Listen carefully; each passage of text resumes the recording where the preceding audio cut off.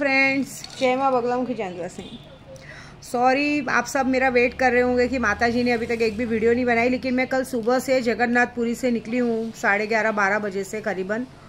और अभी मैं कहते हैं ना कर्नाटक कृष्ण माथा, कृष्ण भगवान की चौथा, कहते हैं ना ये 4 धाम की यात्रा पूरी होती है। तो पहले मैंने खाटू श्याम किया, खाटू श्याम से सावरिया सेठ, सावरिया सेठ से रामदेवरा, सॉरी खाटू श्याम से सालासर बालाजी, सालासर बालाजी से रामदेवरा, रामदेवरा से सावरिया सेठ, मेरी बा के घर पे गई। उसके बाद मैंने जगन्नाथपुरी के दर्शन किए। और उसके बाद ये कहते हैं कि तिरुपति के दर्शन तो हो चुके हैं, लेकिन ये चौथा कृष्ण माथा कर्नाटक में उडुपी में कर्नाटक में बहुत फेमस मंदिर है, जहाँ पे भगवान के कहते हैं ना बहुत अलौकिक दर्शन होते हैं। ये एक ऐसा मंदिर है जहाँ पे लोग ज़मीन पे खाना खाते हैं, मतलब थाली में नहीं, ज़मीन के ऊपर खाने को रख के खाते हैं। अगर आप यूट्यूब पे सर्च मारेंगे दिखेंगे, तो वहाँ पहुँचना है। लेकिन सच बोलूँ तो अभी पहुँची नहीं हूँ, 150 किलोमीटर कुछ बचा है। बहुत बुरी तरीके से थक गई थी मैं, तो बैठे बैठे भी, और कहते हैं ना ड्राइवर्स भी सब थक गए थे। कंटिन्यू इंसान कितना गाड़ी चलाएगा। कल सुबह 11 बजे से भी निकले तो आदमी 11 बजे तक 24 घंटे होते हैं, और अभी आज रात के 9 बज रहे हैं।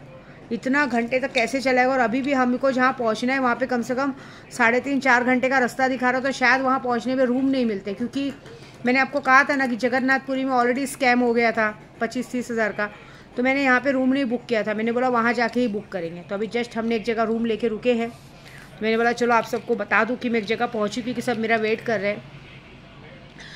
कल मैं कृष्ण माथा, कृष्ण जी के कहते ना, वहाँ कृष्ण भगवान माखन लेके हाथ में बैठे हैं। कृष्ण लल्ला को तो मैंने अपना बेटा बनाया है, तो बेटे का महत्व क्या होता है एक माँ जानती है। तो मैंने कल सोचा आराम से, फिर मेरे गुरुजी भी डांटने लगे कि इतना थोड़ी दौड़ भाग करते हैं, अपने शरीर को आराम देते हुए। एक दिन लेट होगा और क्या होगा, एक दिन अपने शरीर को आराम देते हुए जाना। तभी मैं रुक गई, क्योंकि मेरी तबीयत भी थोड़ी ख़राब हो गई थी, क्योंकि पूरी बॉडी में मेरे हीट हो गया था। बार बार वॉशरूम में भी हीट की वजह से बार बार परेशानी हो रही थी, कपड़े ख़राब हो रहे थे। क्योंकि सीधी बात है, अभी एक तरह से कंटिन्यू यात्रा करेंगे, एक जगह बैठे बैठे कितनी हीट पकड़ती है, हीट पकड़ने से इन्फेक्शन होता है। तो मैंने रुक गई। अभी कल सुबह निकलूँगी, अच्छे से तैयार होकर डायरेक्ट दर्शन करूँगी। दर्शन करके फिर सीधा क्या बोलते हैं अपने कर्नाटक सौंदती मंदिर जाऊँगी। सौंदती मंदिर जाना है इसलिए क्योंकि लास्ट टाइम जब मैं आपको बताई थी कि मैं महाराष्ट्र की देवियों के दर्शन करने निकली थी, तो कुछ कारण हो गया था जिसके लिए मैंने मन्नत मांगी थी। तो मैंने कहा था कि मैं आऊँगी दर्शन करने। देखिए, मैं आप सबको एक हाथ जोड़ के विनती करती हूँ, आप किसी के साथ कुछ भी दुश्मनी निकालिए, लेकिन किसी के परिवार को तोड़ने की कोशिश मत कीजिए। मेरा परिवार तो पूरा बिखरने वाला था, लेकिन मेरे 200 लोगों का थैंक यू सो मच की। और मेरी सौंदती माता का, मैं तुलजापुर से निकली थी, सौंदती तक आई थी कहते हैं ना अक्कलकोट के स्वामी समर्थ के दर्शन करके जब मैं यहाँ तक आई थी, बहुत टेंशन में थी मैं, तो भी मैंने अपनी यात्रा पूरी की थी, क्योंकि मैंने लोगों को वादा किया, यात्रा पूरा किया था। लेकिन एक बात बता देती हूँ, विद्या देवी ने अपने परिवार के लिए, अपने बच्चों के लिए मौत के मुंह से बाहर आई है, मौत को हरा के बाहर आई है। याद रखो आप, मौत को हरा के। नहीं तो लोगों ने जिस तरह से मुझे मारने की कोशिश की थी, मुझे मरे आज की तारीख में 6 साल, मरे हुए 6 साल हो गया होता। मौत को पिछड़ा के मैंने अपने बच्चों के लिए बाहर आई हूँ, ऐसी बात है।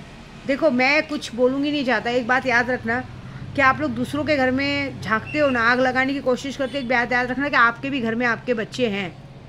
मैं भगवान से एक ही बात बोलूँगी, जो बार बार इस तरह की हरकतें करते ना, मेरा माइंड डिस्टर्ब करने की कोशिश करते, कभी मेरे पति को दूर करने की कोशिश करते, कभी मेरे बच्चों को दूर करने की कोशिश करते, कहीं ना कहीं गलती मेरी भी हो जाती है। मैं कुछ ज़्यादा ही यूट्यूब पे बोलने लग जाती हूँ, उसकी वजह से मेरा घर बिखरते बिखरते बचा है।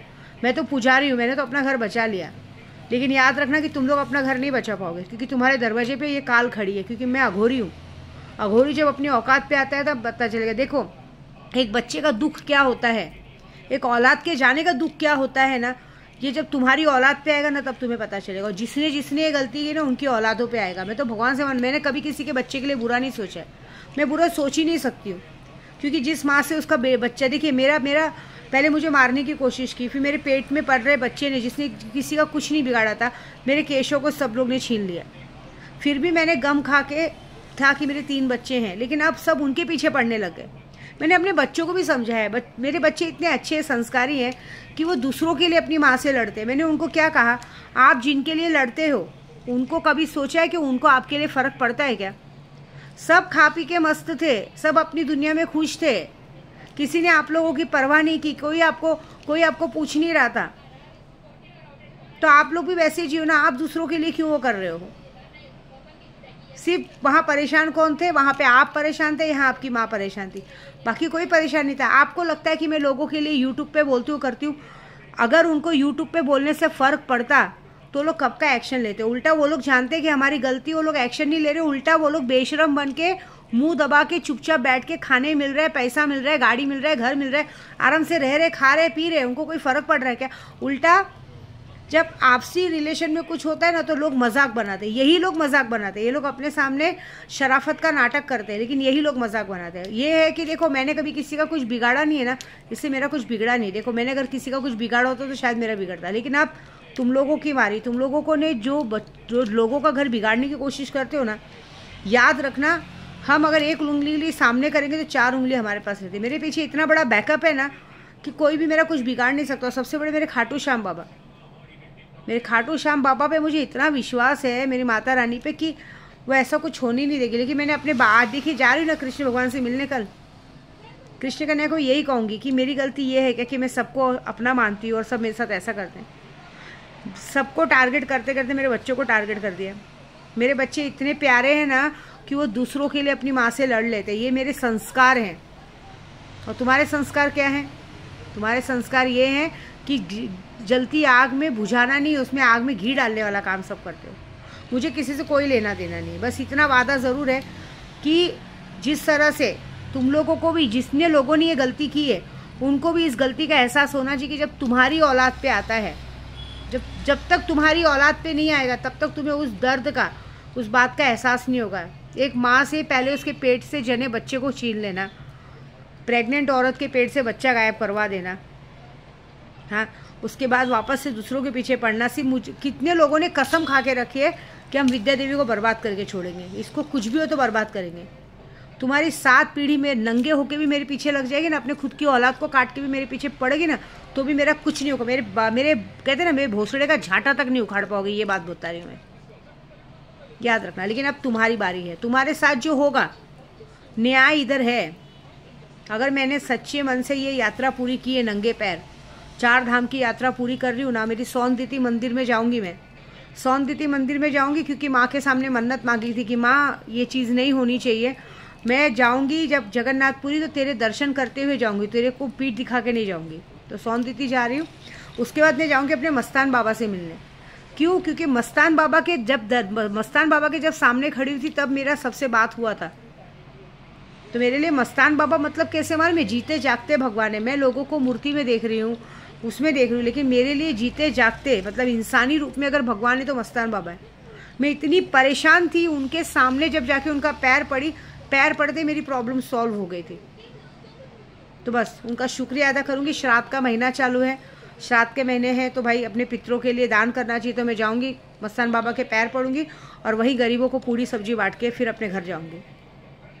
देखिए एक बात बताऊँ, आज की तारीख में सब यही करते हैं। अगर आपसे बदला लेना है तो आपके घर वालों को, आपके बच्चों को, आपके पति को टारगेट किया जाता है। करो, मुझे कुछ फ़र्क नहीं पड़ता। मैं देखो, कर्मा इज़ बैक, आप जैसा करोगे वैसा भोगोगे। लेकिन अब मैंने कसम खाई है कि अब मैंने बहुत माफ़ कर लिया लोगों को। अब जो लोग बार बार इस तरह की हरकत करते ना, एक बार तुम्हारे बच्चों पे आने दो। आज तक मैंने ऐसा कभी काम नहीं किया था, लेकिन अब ये काम मैंने अपने ग्रुप वालों को दिया है। एक बार ज़रा इनके बच्चों पे आने दो, ज़रा इनके औलादों पे आने दो, इनकी औलादों के साथ कुछ गलत होने दो, तब इनको समझ में आएगा कि किसी के घर में इस तरह से आग नहीं लगाना चाहिए। जब तक तुम्हारे ऊपर नहीं आएगा तब तक तुम लोग नहीं समझोगे। तुम लोग एक माँ का दर्द नहीं समझोगे। एक औरत नंगे पैर घूमती है, महीना भर कुत्तों के जैसा भटकती है कि अपने परिवार को सुख सुविधा अच्छे से दे सके। और अब तो मेरा पूरा यूट्यूब परिवार मेरे बच्चे हैं। तुम लोग एक माँ का दर्द नहीं समझोगे। जब तक तुम्हें चोट नहीं लगेगी, जब तक तुम्हारी औलाद तक नहीं आएगी, जब तक तुम्हारे औलाद का एक्सीडेंट नहीं होगा या कुछ ऐसा बड़ा कांड नहीं होगा, तब तक तुम्हें उस बात का दर्द नहीं होगा। तुम्हें पता चलेगा रातों की नींद हराम होती है, खाना नहीं जाता है, कंटिन्यू घंटों तक एक जगह देखना पड़ता है, दिल की धड़कन बढ़ जाती है, बस हार्ट अटैक आना बाकी रहता है। इंसान सोता नहीं है, जागता है, आंखों में आंसू भरे हैं लेकिन लोगों के सामने दिखा नहीं सकते। आंसुओं को पत्थर बना दिया जाता है। जब आप लोगों को झूठा ठहराया जाएगा ना, तब पता चलेगा। एक बात याद रखना, एक माँ अपने बच्चों से कभी झूठ नहीं बोलती और अपने बच्चों की झूठी कसम नहीं खाती। लेकिन कोई बात नहीं, जाने दो, जिसकी करनी उसके साथ। मैं बस यही बोलूँगी, मैं किसी के लिए कुछ नहीं करूँगी। मैं सिर्फ अपनी माँ सौंदती मंदिर में एक ही बोलूँगी, जिसने जो हरकत की उसका किया उसको पूरा पूरा देना माँ। बस मैं अभी कुछ नहीं करूँगी। बस मैं एक बात बोलूँगी यही कि आपको दुश्मनी निकालनी है ना किसी से, तो जाके उनसे लड़ो, उनसे फेस टू फेस लड़ो, लेकिन परिवार को टारगेट मत करो। याद रखना, अगर आप किसी के परिवार को टारगेट कर रहे हैं तो आपका भी परिवार आपके घर में बैठा है। आपका परिवार भी बाहर निकलता है, काम पे जाता है, स्कूल जाता है, कहीं भी जाता है। ये ना हो कि आपका किया वहाँ पे भरपाई भर जाए। याद रखना, आप दूसरों को फंसाने को देखोगे, दूसरों को जेल में डलवाने को देखोगे, पता चला दूसरे दिन खबर आई कि आपके साथ हो गया। मेरे साथ तो जो गलत करने को देखता है उसका दूसरे दिन खबर आ ही जाता है कि उसके साथ सेम टू सेम वो काम हो गया। आपने जो मेरे लिए सोचोगे वही आपके साथ आपके घर में होगा, ये याद रखना। मैं वाक्य सिद्धि की हूँ, कामाख्या से दीक्षित पंडित हूँ, कामाख्या की रहीवासी हूँ। बॉम्बे से मेरा कोई लेना देना नहीं है। मैं भटकती आत्मा हूँ, कभी ये मंदिर, कभी वो मंदिर, कभी वो मंदिर। कहते हैं ना, शक्तियाँ मेरे साथ चलती हैं। तो शक्तियाँ जब मेरे साथ चलती ना तो तुम्हारा वो हर्ष करेंगी जो तुमने सोचा भी नहीं होगा। बस वेट करो तुम्हारे साथ क्या होता है। देखो, ये बात तो पक्की है कि जितने लोगों ने ये हरकत की है तुम्हारे बच्चों पे तो आएगा, और आएगा नहीं, भगवान से मनाऊंगी कि तुमने जिस तरह से लोगों को तकलीफ दी है, लोगों को 3-3, 4-4 दिनों तक आंखों में आंसू डाल के उनको खाना पीना हराम किया है, तुम्हारी पूरी ज़िंदगी हराम हो जाए। तुम उस बच्चे की लाश लेके उसको ज़िंदगी भर उस दुख को झेलो। समझे ये बात? मैं ये श्राप देती हूँ। अघोरी होके विद्या देवी आप लोगों को बोल रही है कि तुमने जिस तरह से दूसरों के लोगों को, दूसरों के घरों को बर्बाद किया ना, तुम्हारे घर में दिया जलाने वाला बचना नहीं चाहिए। तुम लोग उसकी ज़िंदगी भर बस उसकी फ़ोटो के सामने अपनी छाती को पीटते हुए रोगे। ये मेरा वादा है। ठीक है? जय माता दी।